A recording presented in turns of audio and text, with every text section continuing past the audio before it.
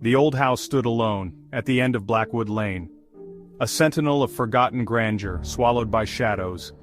Its windows, like vacant eyes, stared out blankly, whispering secrets on the wind.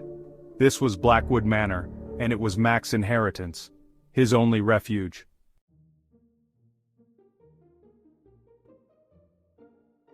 Mac was a man of simple tastes, of few words. He preferred solitude.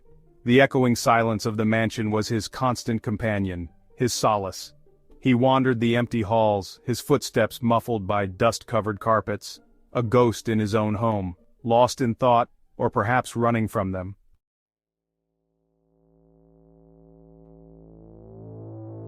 The mansion was a labyrinth of memories, of lives lived and lost. Each room held a story, whispered in the rustle of faded curtains. Mac felt their presence, in the cold drafts, in the creaking floorboards. They were watching him, he was sure of it, but he was not alone.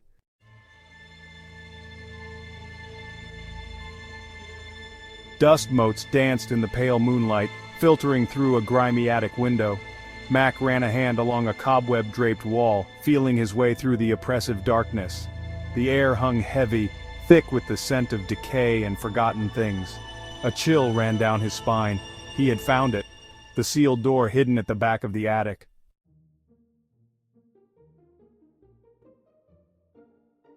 The old padlock crumbled, years of rust surrendering to his touch. The door creaked open. A musty odor wafted out like the breath of a forgotten tomb.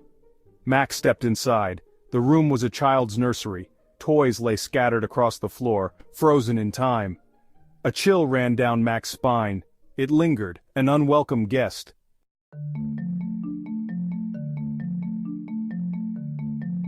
In the farthest corner of the old mansion's parlor, where the moonlight filtered through a cracked window and painted silver patterns on the dusty floor, stood a solitary rocking chair.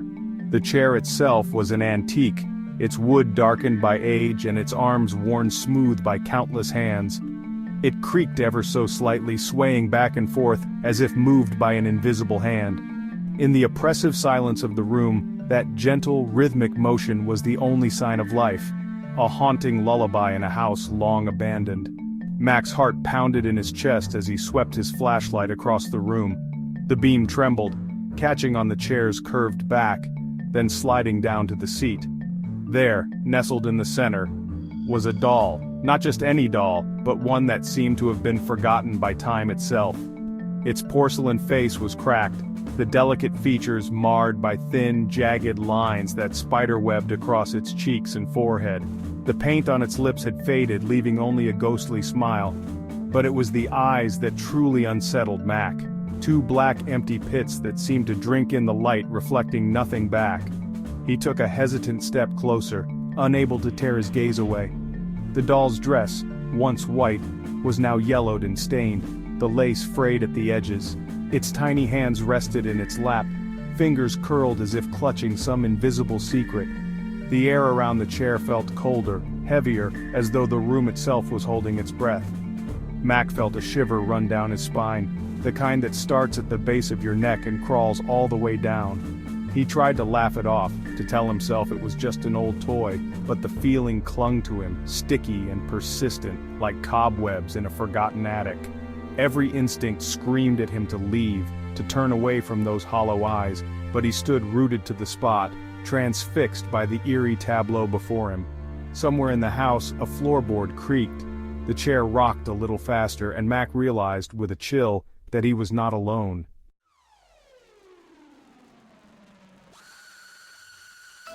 Days slowly turned into nights, and the world outside the mansion seemed to fade away, replaced by the constant subtle sounds of the old house settling. The wind would whistle through the cracked window panes, and the floorboards groaned under the weight of memories long past. The mansion itself seemed to breathe around Mac, as if it were a living, creaking entity, watching his every move. Shadows stretched and shrank along the wallpaper, and the air was thick with the scent of dust and old wood.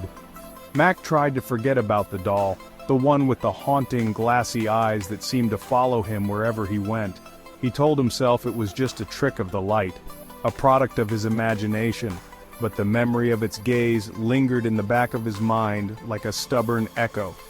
Every time he closed his eyes, he saw its painted smile, frozen in a perpetual smirk that felt more sinister with each passing day.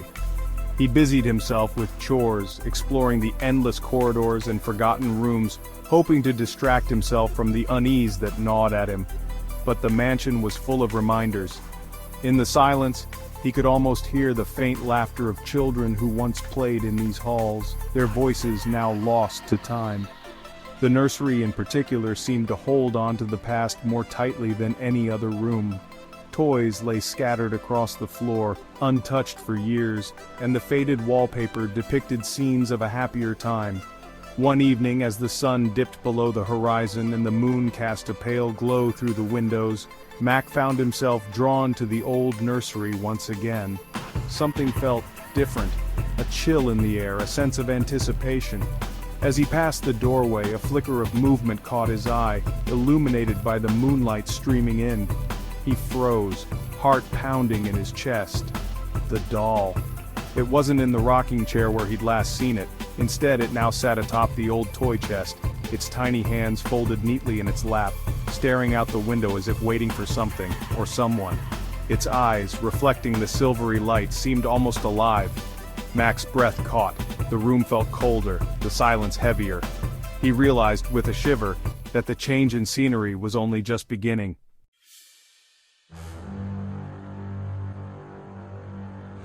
Mac froze, his breath catching in his throat as the silence pressed in around him. The dim light from the hallway flickered, casting long, uncertain shadows that seemed to stretch and curl along the ornate wallpaper.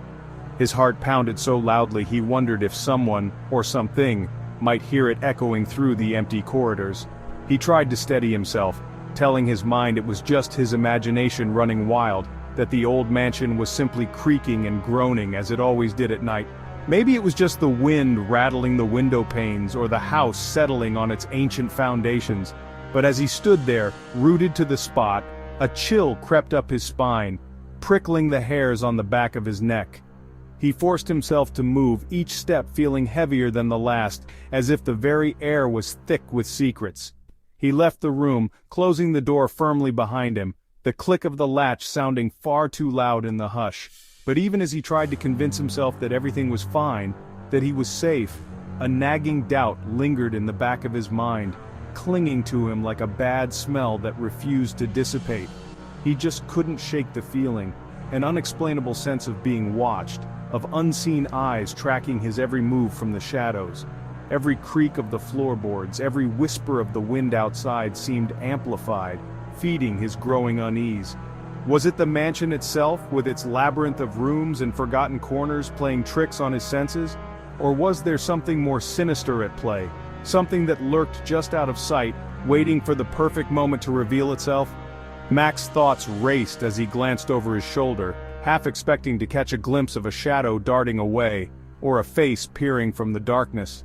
He tried to recall the stories he'd heard about the mansion, tales of restless spirits, of secrets buried within its walls, of people who had vanished without a trace.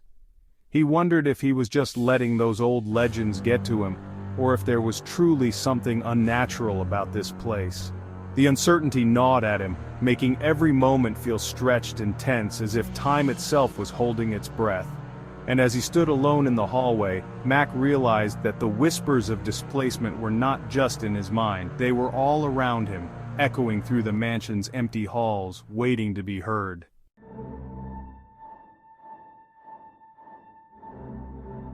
He couldn't ignore it any longer.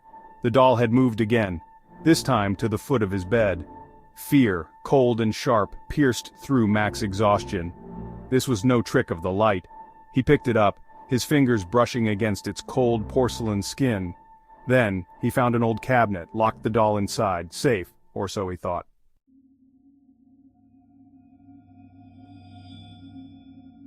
That night's sleep evaded Mac. Every creak of the floorboards sent shivers down his spine. He tossed and turned, the image of the doll's eyes burned into his mind, a silent plea for help. Then he felt it, a cold touch on his cheek, a single delicate touch, like a feather. He opened his eyes and screamed.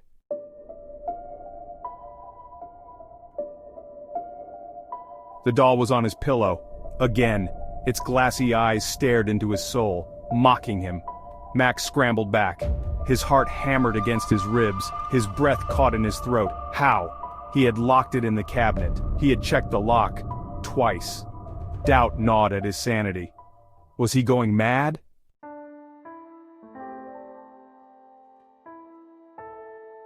The mansion seemed to close in around him, its silence a suffocating presence.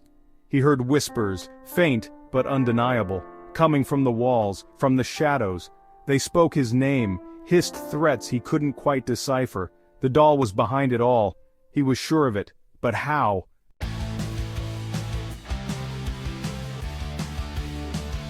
Night after night, the torment continued. The whispers grew louder, more insistent. The doll moved freely, from room to room, always watching, always present. Mac tried to rationalize it, to explain it away. But the truth was undeniable. He was trapped in a waking nightmare.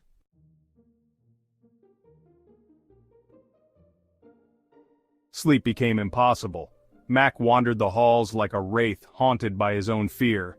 He started talking to himself, to the shadows and to the doll. He begged for it to stop, to leave him alone, but his pleas fell on deaf ears.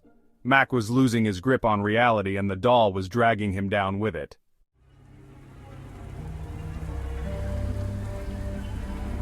The storm raged outside, matching the tempest in Mac's soul. Rain lashed against the windows. Each gust of wind felt like a scream. He lay in bed, but sleep wouldn't come.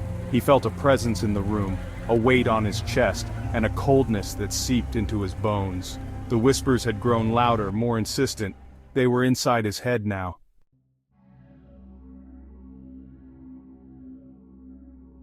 He couldn't breathe. Something was holding him down, paralyzed. Slowly he turned his head. Fear constricted his throat. The doll. It was lying next to him, its lifeless eyes boring into his, its cold, porcelain skin pressed against his. Mac screamed, a primal sound of terror that echoed through the empty mansion.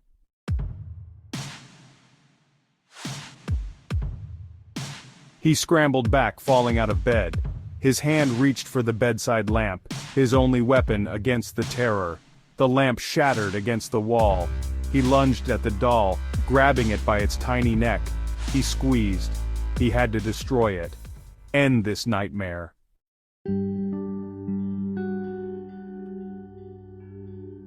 But as he squeezed, the doll began to change. It felt different, wrong. He opened his eyes. The doll was gone. His hands were empty. He was alone. Or was he?